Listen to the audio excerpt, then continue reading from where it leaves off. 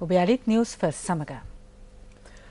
නව අමාත්‍ය මණ්ඩලය අද ජනාධිපති මහින්ද රාජපක්ෂ මහතා ඉදිරියේ දියුරුම් දුන්නා. අමාත්‍යවරුන් 59 දෙනෙකු සහ නියෝජ්‍ය අමාත්‍යවරුන් 31 දෙනෙකු දියුරුම් දුන්නේ අද පෙරවරුවේ.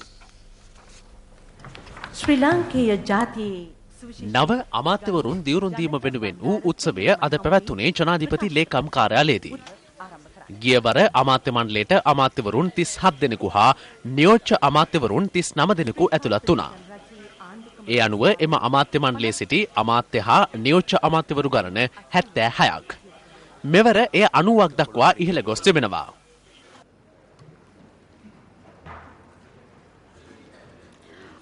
අග්‍රාමාත්‍ය දුරේ නැවත වරක් දීමු ජයරත්න මහතාට හිමි වූ අතර බුද්ධ ශාසන හා ආගමික කටයුතු අමාත්‍ය දුරේ හිමි වූයේද දීමු ජයරත්න මහතාටයි.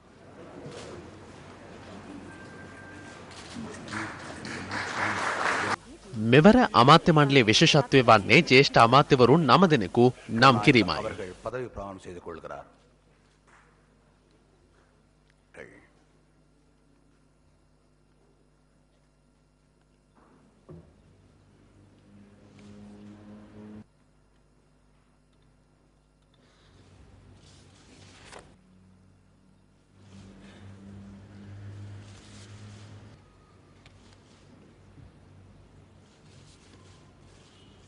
பதவி பிரமாணம் செய்கிறார்.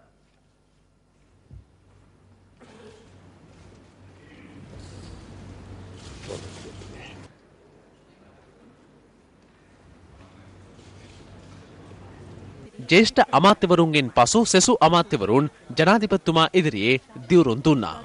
அவர்கள் கௌரவ மைத்ரிபால சிறிசேன அவர்கள் இப்பொழுது பதவி பிரமாணம் செய்ய அடுத்து கௌரவ சுசில் பிரேமஜயந்த அவர்கள் பதவி பிரமாணம் ஆறுமுகன் தொண்டமான் அவர்கள் பதவி பிரமாணம் செய்து கொள்கிறார். தினேஷ் குணவர்தன அவர்கள் பதவி பிரமாணம் செய்து கொள்ளும் சந்தர்ப்பம்.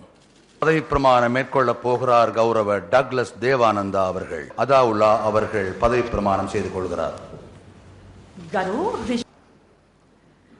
ගරු පාටලී චම්පික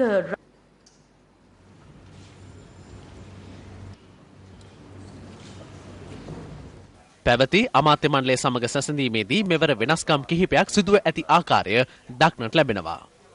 එක්සත් ජාතික පක්ෂයේ සිට රජයට එක් වූ රාව් ෆකීම් මහතාට අධිකරණ අමාත්‍ය දුරේ හිමිවීම එක් විශේෂත්වයක්. அடுத்து அமைச்சராக பதவி பிரமாணம் செய்து கொள்கிறார் கௌரவ பசில் ராஜபக்ஷ அவர்கள். ප්‍රකට වාමාංශික දේශපාලඥයෙකු වන වාසුදේව නානායක්කාර මහතා ජාතික භාෂා හා සමාජ ඒකාබද්ධතා අමාත්‍යවරයායි. இப்போது கௌரவ எஸ்பி திசா நாயக்க அவர்கள் இப்பொழுது பதவி பிரமாணம் செய்து கொள்கிறார். දියුරුම් දීමේ අවස්ථාව. இப்போது பேராசிரியர் கௌரவ ஜிஎல் பீரிஸ் அவர்கள் WTJ செனவிரத்னா அவர்கள்.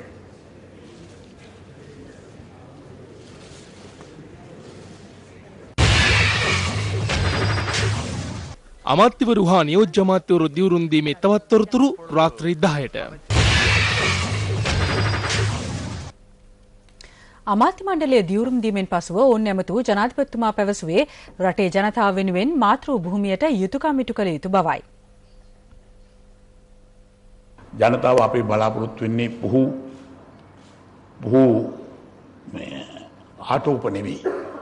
ඒ වගේම අමාත්‍යංශවල අනවශ්‍ය වියදම් ඇති කරගන්න එපයි කියන එකත් නාස්ති කරන්න එපයි කියන එකත් ඒ ජනතාවගේ අවශ්‍යතාවයන් සඳහා යොදන්න කියන එකත් මා විශේෂයෙන්ම මතක් කරලා දෙන්න ඕන. ඔබ කියන හැම වචනයක්ම රජයේ ප්‍රකාශයක් බවට පත් වෙනවා.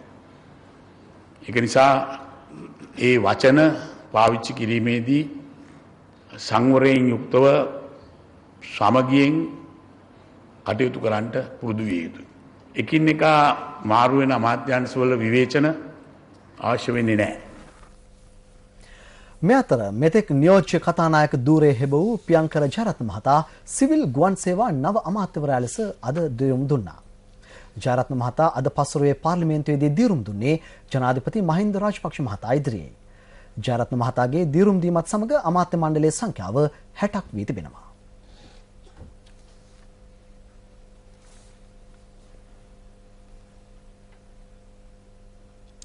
අමාත්‍ය ධුරයක් වෙනුවෙන් ශ්‍රී ලංකා මුස්ලිම් කොංග්‍රසය තම පක්ෂය හා මුස්ලිම් ජනතාව පාවා දීමකට ලක් කර ඇතැයි බස්රායිල පළාත් සභා මන්ත්‍රී ඒ.ජේ. මුසම්මිල් මහතා පවසනවා. මන්ත්‍රීවරයා මේ බව පැවසුවේ අද පෙරවරුවේ පැවති ප්‍රවෘත්ති සාකච්ඡාවකදී. අපේ පක්ෂයේ ඡන්ද වලින් ආසන 8ක් දිනාගෙන ජාතික ලයිස්තුවෙනුත් 2ක් අපෙන් අරගෙන අද ශ්‍රී ලංකා මුස්ලිම් කොංග්‍රස් පක්ෂය ආණ්ඩුවට එක්කහුව වෙන දවස ගිවිසුම අත්සන් කරලා අපිත් එක්ක වැඩ කරලා අද මුස්ලිම් ජනතාවත් තමන්ගේ පක්ෂයත් පාවා දීලා මේ රටේ ශ්‍රේෂ්ඨාධිකරණයට විශාල අපහාසයක් කෙරුවා රවුෆ් හකීම් මැතිතුමා. මූලික අයිතිවාසිකම් පෙස්සම් සුප්‍රීම උසාවිය බලන්නේ නැතුව ප්‍රතික්ෂේප කරනවා කිව්වා. එතුමාට අධිකරණ ඇමතිකම තමයි ප්‍රදානය කරන්නේ. කිරිබත්ගොඩ ප්‍රදේශවාසියෙකුට අයත් ඉඩමේ තනා ඇති නිවස සහ තාප්පය කඩා දැමූ බව පවසමින් ගොනු කළ මූලික අයිතිවාසිකම් පෙත්සම විභාග කිරීමට ශ්‍රේෂ්ඨාධිකරණය අද තීරණය කළා. ශිරාණී තිලකවර්ධන, කේ ශ්‍රී පවන්, එස්.අයි. ඉමාම් යන ත්‍රිපුද්ගල විනිසුරු මඩුල්ල හමුවේ පෙත්සම සලකා බැලුණා. පෙත්සමින් නම් කර ඇති වග උත්තරකරුවන්ට නොතීසි නිකුත් කරන ලෙස නියම කළ අධිකරණය මේ 2001 මාර්තු 31 වැනි දින විභාග කිරීමට දින නියම කළා. කිරිබත්ගොඩ නුවරපාරේ ඊරියවැටිය හන්දියේ ඒ.එන්. නානක්කාර මහතා මෙහි පෙත්සම් කරුයි.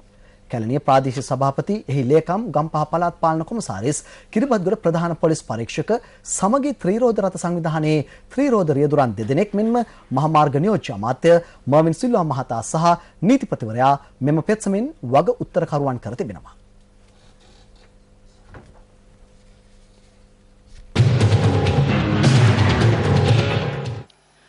වසර 12කට පසු අම්පාර නවගම්පුර කර්මාන්තපුරයේ නව කර්මාන්ත ආරම්භ කිරීම සඳහා ආයෝජකයන් 6 දෙනෙකු ඉදිරිපත්ව සිටිනවා. ඒ අනුව පැමිණි එක් ආයෝජකයෙකු හට කර්මාන්තයක් ඉදිකිරීමට භූමි භාගයක් පෙන්වා දීම සඳහා නැගෙනහිර පළාත් කර්මාන්ත සේවා මධ්‍යස්ථානයේ නියෝජ්‍ය අධ්‍යක්ෂවරයා පසුගිය 10 වනදා මෙහි පැමිණ සිටියා. නියෝජ්‍ය අධ්‍යක්ෂවරයා මෙහි පැමිණෙන විටත් මේ භූමි භාගයේ පැවතියේ කර්මාන්තකරුවන්ට නොව වන සතුන්ට උචිත වන පරිසරයක්. 1998 වසරේදී ආරම්භ කරන ලද නවගම්පුර කර්මාන්තපුරයේ ආයෝජනය කිරීම සඳහා 36 දෙනෙකු සුදුසුකම් ලබා සිටියා. ඔවුන්ගෙන් 5 දෙනෙකු මෙහි තම කර්මාන්ත ආරම්භ කිරීමට මුල පිරුවද අද වන විට මෙහි කර්මාන්ත පවත්වාගෙන යන්නේ ආයෝජකයන් 2 දෙනෙකු පමණයි. ඊට හේතු වී තිබෙන්නේ නැගෙනහිර පළාත් කර්මාන්ත සේවා මධ්‍යස්ථානය ඔවුන්ට මේ ඉඩම් පෙන්වා දීමෙන් පසුව ඉදිරි කටයුතු සියල්ල ආයෝජකයන්ට පවරා කර ඇරීමයි. දැනට කර්මාන්ත පවත්වාගෙන යන මොවුනට කිසිදු බලපත්‍රයක් වසර 12ක් තිස්සේ ලැබින්නේ නැහැ. දීර්ඝකාලීන බදු බලපත්‍ර දැන් මේවට හදාගෙන යනවා. හදාගෙන ගියාට තාම ලැබිලා නැහැ. මේවා අඩාල වෙලා තියෙන්නේ ඇත්තටම කිසිම මහජන නියෝජිතයෙක් ඇමති කෙනෙක් මේවා ගැන හොයන්නේ නැහැ. මාර්ග පද්ධතියත් දැන් අර ඉස්සරහා අපේ වාහනයක් දාන්න බෑ. අර එහා පැත්තෙන් වැට කඩාන තමයි මේ වාහන ඇතුළට දාන්නේ. ඒක හදලා දෙන්නෙත් නැහැ. කාණු පද්ධතිය ඔක්කොම වැහිලා ගිහිල්ලා ගන්න දෙයක් නැහැ. මේ ආශ්‍රිතව පිහිටා තිබෙන කාර්යාල ගොඩනැගිලි අතහැර දමා තිබීම හේතුවෙන් ඒවාට අත් ඇති ඉරණමයි මේ. මේ කාර්යාලවල තිබුණු උපකරණ සේරම ගලවගෙන ගිහිල්ලා කුත්ම නෑ දැනට මේකේ ගත යුතු මේ දෙයක් සේරම හොරු අරන් ගිහිල්ලා මේ විටින් විට විනාශ කරලා තියෙන්නේ. දුරාචාරයන්ටද ඉඩ සැලසෙමින් රජයේ සම්පත් සුරුන්ගේ බූතලයක් බවට පත්වන්නට ඉඩ හැර රජයේ පමණක් නොව පෞද්ගලික දේපලද වල් වැදීමට මඟ පාදා තිබෙන්නේ මුදල් සම්භාරයක්ද අපතේ යවමිනුයි. කැබිනට් අනුමැති ලද ආයෝජකයන්ට ඊට අවැසි පහසුකම් සහ සේවා සැලසීමෙන් තොරව භූමිය පෙන්වා දීමෙන් පමණක් කර්මාන්තපුරයක් බිහි කරලීමට හැකි වන්නේද? කර්මාන්ත හා වාණිජ කටයුතු අමාත්‍යතුමනි, මේ ඔබේ අවධානය පිණිසයි.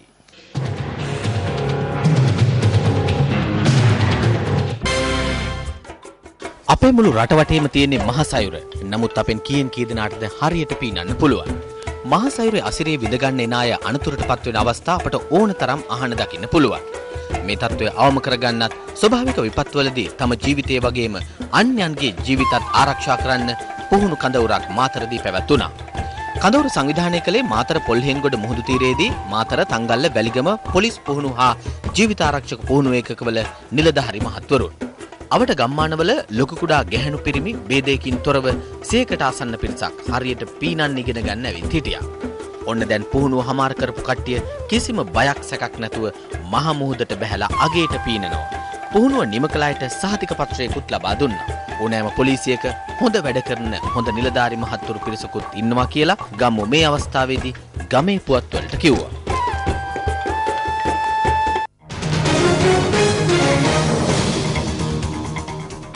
නවසීලන්තයේ ආකරයක සිරවී සිටින කම්කරුවන් පිරිස බේරා ගැනීමේ මෙහෙයුම 3 වන දිනටත් නතර කෙරුණා. ආකරය තුළ යලිත් පිපිරීමක් සිදුවනු ඇතැයි බිය පළවීම ඊට හේතුවයි. මීට දින 3කට පෙර මීතේන් ගෑස් පිපිරීමකින් පසුව කම්කරුවන් 29 දෙනෙකු ආකරයේ සිර වුණා. විශේෂ හේතු වායු නිකුත් වීම හේතුවෙන් සහන සේවකින් ආකරය වෙත යාමද අනතුරුදායක බව බලධාරීන් ප්‍රකාශ කළා. ඔවුන් පැවසුවේ සහන සේවකින්ට ආකරය වෙත යා හැකි විකල්පයක් තිබේදැයි තහවුරු කර ගැනීම සඳහා රොබෝ යන්ත්‍රයක් පතලට යැවීමට සැලසුම් කර ඇති බවයි.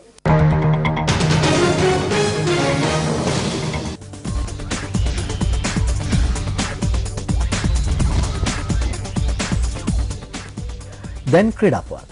ආසියානු ක්‍රීඩාවලේ මීටර 1500 ඉසව්ව නියෝජනය කළ චමින්ද විජේකෝන් අද සිය ඉසව්වෙන් පසු රෝහල් ගත කළා. මේ අතර අද සෙසු මළල ක්‍රීඩා අවසන් තරඟ නියෝජනය කළ ශ්‍රී ලංකා ක්‍රීඩකයන්ට ඉහළ දක්ෂතා දැක්වීමට හැකි වූයේ නැහැ.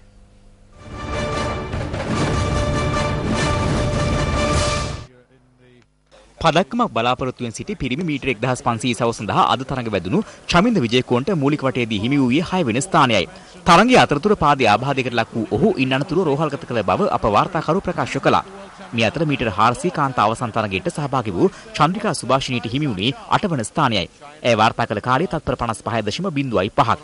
මෙහි පිරිමි ධවන ඉසව්වේ අවසන් තරඟයේදී ශ්‍රී ලංකාවේ ප්‍රසන්න අමරසේකර තත්පර 47.05ක කාලයකින් තරඟය අවසන් කළේ 6 වැන්නා ලෙසයි.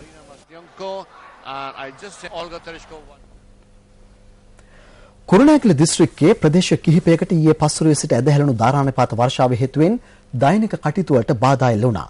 කුරුණෑගල දිස්ත්‍රික් ආපදා කළමනාකරණ මධ්‍යස්ථානය සඳහන් කළේ මේ හේතුවෙන් පවුල් 615ක පුද්ගලයන් 2331 දෙනෙකු පමණ පීඩාවට පත්ව ඇති අතර නිවාස 211කට හානි සිදු ඇති බවයි. සහන සැලසීම ක්‍රියාත්මක කරන බව ප්‍රාදේශීය ලේකම්වරුන් සහ ආපදා කළමනාකරණ මධ්‍යස්ථානය පවසනවා. මේ පිළිබඳ තවත් තොරතුරු රාත්‍රී 10ට බලාපොරොත්තු වන්න.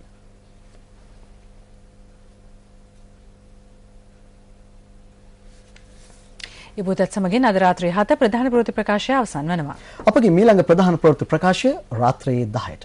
ආයුබෝවන්.